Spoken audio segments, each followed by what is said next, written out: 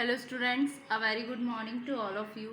In today's video lecture, we are discussing about sampling frame, sample size. ठीक है, तो आइए डिस्कस करते हैं क्या होता है आपका सैम्पलिंग फ्रेम। सैम्पलिंग फ्रेम क्या है, एक तरीके से एक्चुअल लिस्ट है इंडिविजुअल्स की जिसमें से सैंपल को ड्रॉन किया जाता है, जिसमें इंक्लूड होना चाहिए आपका entire target population.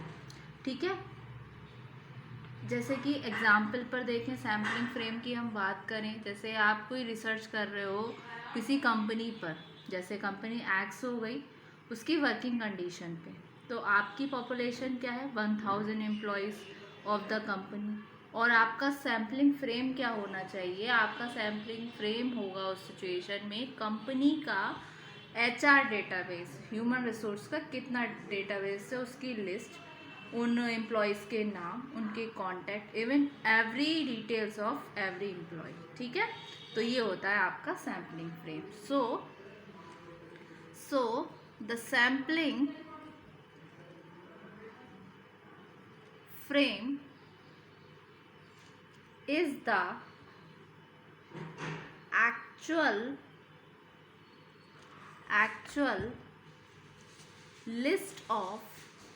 list of individuals that the sample will be drawn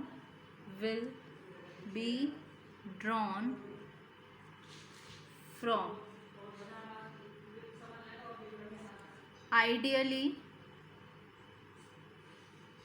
it should include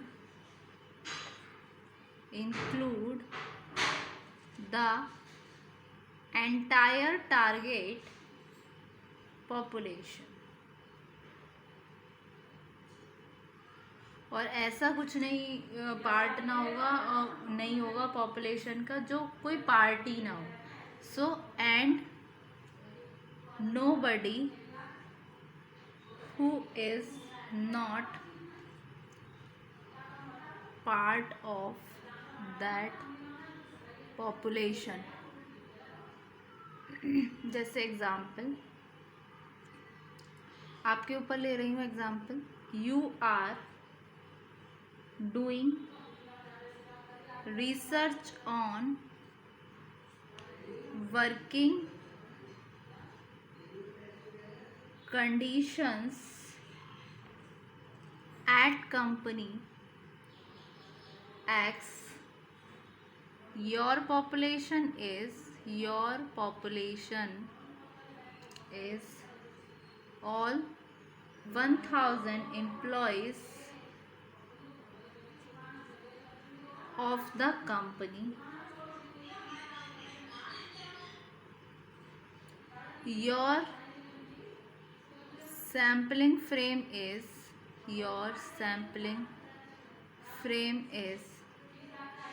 the company's HR database, which lists the names and correct details of every employee. ठीक है, ये तो हुई सैम्पलिंग साइज की बात, sampling frame की बात। अब हम बात करते हैं सैम्पल साइज की। सैम्पल साइज क्या होता है, ठीक है, ये दूसरी टर्म है। सैम्पल साइज क्या है आपका, एक नंबर ऑफ इंडिविजुअल जो आप इंक्लूड जिसको करना चाहिए अपने सैम्पल में, जो डिपेंड करता है वेरियस फैक्टर पे, जैसे कि साइज़ क्या है, क्या वेरिएबिलिटी है पॉपुलेशन की और आपके रिसर्च के डिज़ाइन की। तो डिफरेंट साइज़ कैलकुलेटर्स होते हैं जो फॉर्मूलास करते हैं, डिपेंड होते हैं कि एक्चुअल में आप क्या चाहते हो अचीव करना अपने स्टैटिस्टिकल एनालिसिस के साथ, तो वो होते हैं आपके sample size. So the number of individuals you should include in your sample depends upon various factors including the size and variability of the population and your research design. There are different size calculators and formulas depending on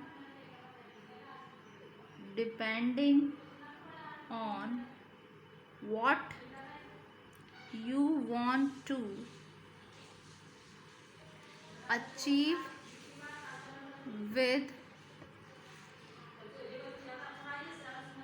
it statistical analysis. ठीक है, तो ये हुआ आपके sample size की बात. अब हम बात करते हैं, एक पॉइंट आता है आपका इसमें कि मेथड्स क्या क्या होते हैं सैंपल साइज के. तो मेथड की बात करें, 2 टाइप्स के सैम्पलिंग मेथड्स होते हैं. एक तो होता है आपका प्रोबेबिलिटी सैम्पलिंग मेथड, दूसरा होता है नॉन प्रोबेबिलिटी सैम्पलिंग मेथड. ठीक है, तो अगर हम ड्रॉ करें कंक्लूजन्स पर अपने रिजल्ट से, तो हमें केयरफुली डिसाइड करना होता है कि किस तरीके से हम सिलेक्ट करेंगे किसी सैम्पल को जो रिप्रेजेंटेटिव करे ग्रुप को एज अ होल. तो there are 2 types of sampling method. So to draw valid conclusions from your results, you have to carefully decide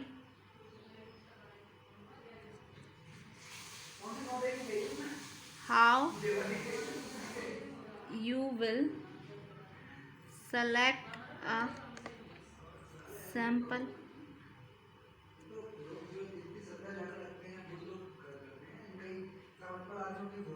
that is representative of group as a whole. There are 2 types of sampling method. सबसे पहला आपका आता है probability sampling,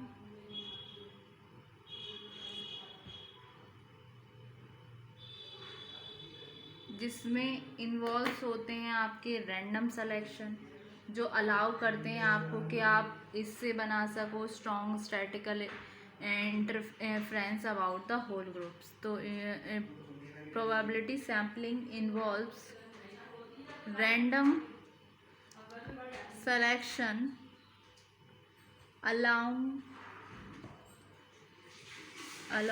allowing you to make strong statistical inferences about the whole group. अब आती है आपकी non probability sampling की बात. तो नॉन प्रोबेबिलिटी सैम्पलिंग, इसमें क्या होता है, इसमें आपके इन्वॉल्व्स होते हैं नॉन रैंडम सिलेक्शन, जो बेस्ड होंगे आपके कन्वीनियंस पे और बाकी के अदर क्राइटेरिया को जिससे आप अलाउ कर सकते हो यूज़ करने के लिए इजीली कलेक्ट करने को डेटा, ठीक है। तो non probability sampling involves non-random selection based on convenience or other criteria allowing you to easily collect data, ठीक है। तो ये होता है आपके दो डिफरेंट मेथड्स सैम्पलिंग के। फिर उसके बाद में जो मेथड्स हैं सैम्पलिंग के, जिसमें आपके प्रोबेबिलिटी सैम्पलिंग मेथड में आपके 4 टाइप के आते हैं, simple, random, systematic sample method और स्ट्रैटिफाइड सैम्पल और क्लस्टर सैम्पलिंग। उसको हम डिस्कस करेंगे अपने अपकमिंग वीडियो लेक्चर में, ठीक है। तो thank you so much student. पहले हम इसको देख लेते हैं सैम्पलिंग फ्रेम को। ये रहा आपका सैम्पलिंग फ्रेम। जैसे आपको कोई डेटा लेना है वर्किंग कंडीशन के रिगार्डिंग किसी कंपनी की, तो उसके रिगार्डिंग जो आपको इन्फॉर्मेशन मिलेगी कंपनी के HR डेटाबेस से, वो होता है आपका सैम्पलिंग फ्रेम। फिर ये रहा आपका सैम्पल साइज़, ठीक है।